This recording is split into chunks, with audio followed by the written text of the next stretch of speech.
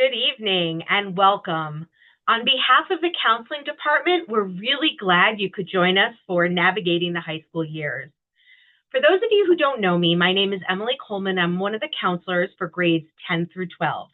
I'm here tonight with my school counselor colleagues, Jamie Brookman, Elizabeth Fisher, and Stephanie Fuentes, who are counselors for the 10th through 12th grade students with me. We are also joined by our 7th through 9th grade counselors, Junko Matano and Catherine Lively, who is in currently for Lauren Bryan, formerly Moore. And lastly, joined by our principal, Kyle Hosier, and assistant principals, Mary Rose Joseph and Sharon Flynn. Tonight's program is designed to give families a clear overview of what to expect throughout high school, with a particular focus on how to stay on track for graduation and plan for what comes next. We know there's a lot of information to take in over these years, and our goal is to help make the journey feel a little more manageable and transparent. This presentation is being recorded and will remain available for you to refer back to later. Here's a quick overview of what we're going to be covering this evening. We will begin with graduation requirements, since those form the foundation of every student's high school experience and guide many of the academic decisions students make along the way. From there, we'll build out to other counseling topics that come up as students move through the high school and closer to graduation. So let's get started. I want to start by saying that tracking your child's graduation requirements is part of our role as your school counselor.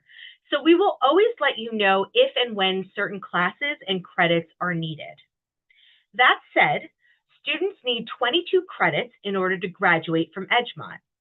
Typically, 1 credit is earned per whole year course and 0.5 credits is earned for every half year course. Of those 22 credits, 4 must be English, 4 must be social studies, which consists of 2 years of global studies, 1 year of U.S. history, and a year of long government and economics. 3 years must be math, and 3 must be science. 1 must be world language, 1 must be art and music and 0.5 credits must be health. Additionally, students must be enrolled in PE for every year that they are at Edgemont. Students must also earn an additional 3.5 credits of coursework beyond what was already stated above. At Edgemont, we encourage students to take additional years of courses that are not required in addition to the 4 years of learning for elective credit for graduation. Conversations are had annually with your school counselor to see what classes work best for you. In addition, all New York State students are currently required to pass 5 Regents exams. Regents exams are statewide high school tests in New York that measure whether students have learned the required material in certain subjects. Most students take them in June after finishing the course. So Edgemont students are automatically registered for the Algebra Regents at the end of the Algebra course, the Global History Regents at the end of Global 2, a Science Regents at the end of either Biology or Earth Science, a U.S. History Regents at the end of that course, and an English Regents at the end of the 11th grade year of English. Please keep in mind that teachers are very familiar with the Regents exams and will set aside class time to prepare students throughout the year. This preparation continues leading up to June when the exams are administered in school on dates that are set by New York State. Now that I've shared all that information with you, I do want to mention a small caveat, which is that in 2019, the Board of Regents announced that it would create the Blue Ribbon Commission on Graduation Measures, which is committed to rethinking New York's graduation requirements. This initiative is being slowly phased in, and the district will share more information in the near future. I'm now going to turn the floor over to Junko. Thank you, Ms. Coleman. Good evening. I'm Junko Matano, and I'd like to talk to you about course offerings. We offer various elective course options, and there's more flexibility in coursework as students progress in high school. We offer elective choices for students to pursue specific interests. Typically, in addition to the five core classes, students will have a choice to take one period of an academic elective and one art, music, or a free period. Students will have yearly meetings with their counselors to discuss options. Course levels. The school continues to offer various levels to meet students' individual needs. Beginning in 10th grade, there are additional advanced level courses, AP classes, and honors level classes. AP courses follow the AP curriculum through the College Board, and an AP exam is taken at the completion of the course. Honors level courses have a rigorous curriculum created by our teachers. Most AP and honors courses require a recommendation based on the criteria outlined in the course catalog. Importance of balance in the academic schedule. This we think is very important, and students should consider ensuring a balance in their course load and level of rigor. We think it's important to encourage students to avoid overcommitting so they have time to socialize, have family time, and participate in activities they enjoy beyond school. The course catalog is accessible on the Edgemont High School website under the School Info tab or under the Counseling Department. It contains detailed course descriptions as well as any applicable prerequisites. Next, I'd like to talk about additional programs that we offer. You might have heard BOCES, which is a career and technical program for 11th and 12th grade students. This is an option for our students. Through BOCES, students will attend the Southern Westchester BOCES program for half a day, and then the other half day take classes at Edgemont. Variety of program options are available, and current students are in programs such as EMT services, animal science, culinary, and sound production, to name a few. Interest meetings happen annually for 10th and 11th graders. We also have the PHAGIS program, and the students sometimes call it the A-School program. It's an alternative school for 11th and 12th grade students on campus. And students will have a half-day program there, and they fulfill their humanities classes through the PHAGIS program. The program stresses both academic achievement and personal growth. Specific courses and seminars are selected by the students, and personal growth is gained through weekly group dynamics meetings and internships in the community. Interest meetings for families and students are offered annually prior to the application process. And students are always welcome to ask the counselors about the course offerings and program options that we offer to our students. I will now turn it over to Ms. Brookman. Thank you, Ms. Matano. I will now speak about the transcript. The transcript is a history of all of your child's high school level courses, which consists of final grades only. Quarter grades do not appear on a transcript. So if a student has one quarter that isn't as strong as their other three, no one sees it once the grade is final. The Edgemont transcript is now posted on the screen. The transcript also reports Regents exam grades and the student's cumulative grade point average, or GPA.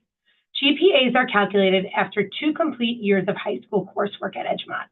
For many, your students will receive their 2-year GPA once 10th grade is completed. The student's GPA will not change again until after 11th grade is finished. If a student took a course in 8th grade that is a high school level course, such as world language or algebra, this will also appear on the transcript. Edgemont's GPA is on a 5.0 weighted scale, which means that students can have higher than a GPA. Then a 5.0 on our GPA scale. Our GPA scale is posted on our website.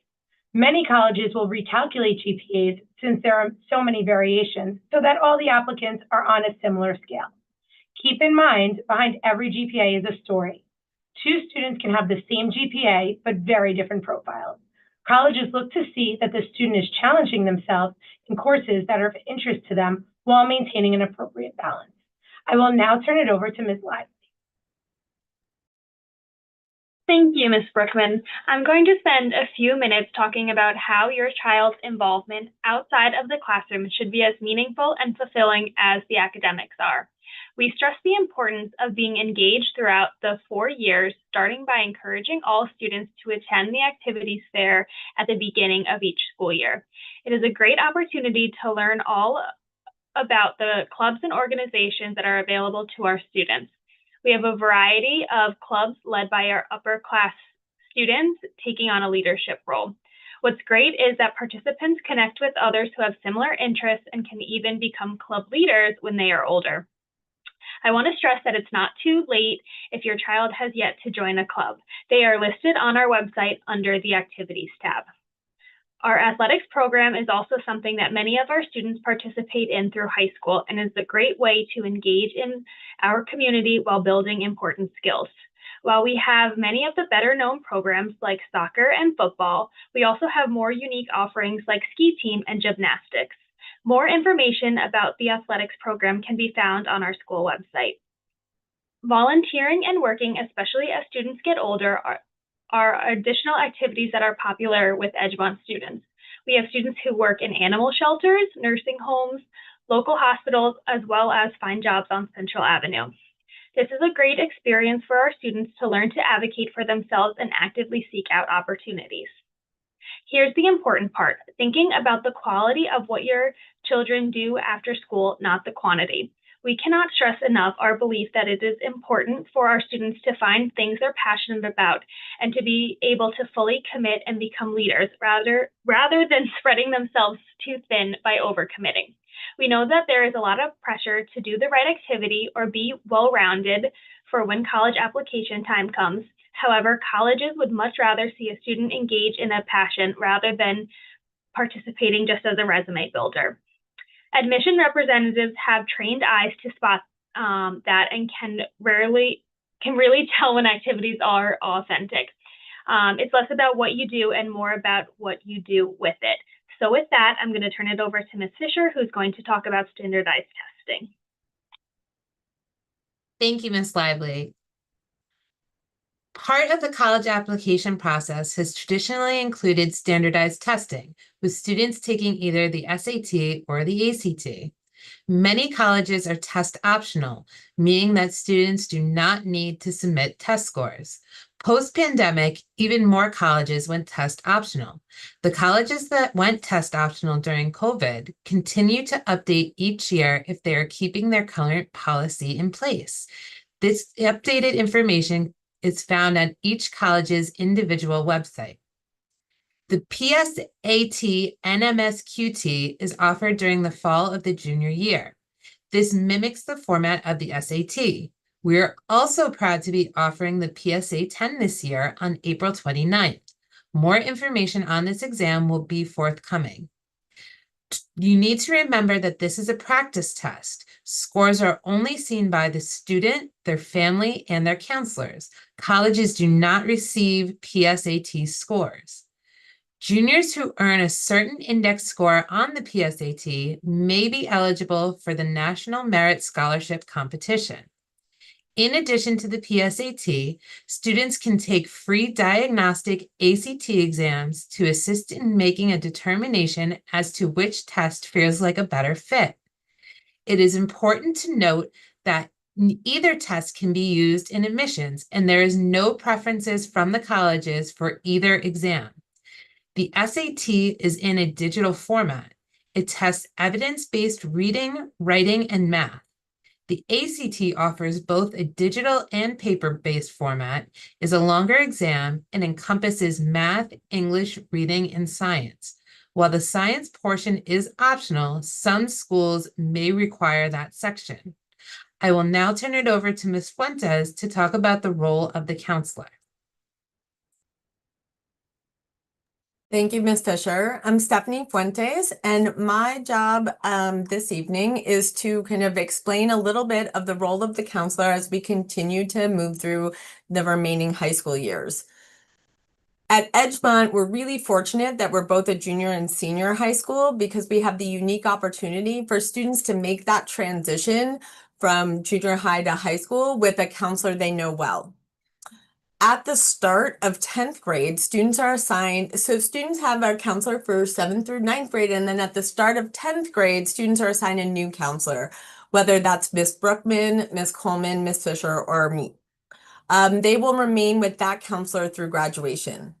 To facilitate that transition, and so we're not new faces when they enter 10th grade, we just finished the process of the 10th grade counselors presenting to the 9th grade class about the course options for next year, and then meeting individually through English classes with our rising 10th graders so that they will be known to us and we will be known to them, and they'll know where to find us as they enter 10th grade. We thought this is a great opportunity because they're planning for next year. The counselors, as we always have, will continue to provide academic and social emotional support. And we also begin to start having a more active role in facilitating the process of planning for life after Edgemont. So what can students do now? Always, first and foremost, other than health and wellness, which should be everybody's top priority, is for our students to focus on their current academics. Secondly, engaging in extracurricular pursuits, and as Ms. Lively mentioned, it's about the quality of the engagement, not the quantity. We do also always want to stress the importance of balance and students making sure to have downtime and time with family and friends, and just also enjoying life being a teenager. So what's to come? In 11th grade, the counseling office will host a junior post-secondary planning night. On that night, we welcome a panel of admissions professionals to speak to you about many different topics of the post-secondary planning process and the college search and application process. Following that, we have individual meetings with each of our students and their family to speak one-on-one about their post-secondary planning process, their individual process. In May of the junior year, this is actually open for 10th and 11th graders. Of course, all families are welcome. We will host a paying for college night. We'll talk about the financial aid process and looking for scholarships and other ways to help afford the coming education.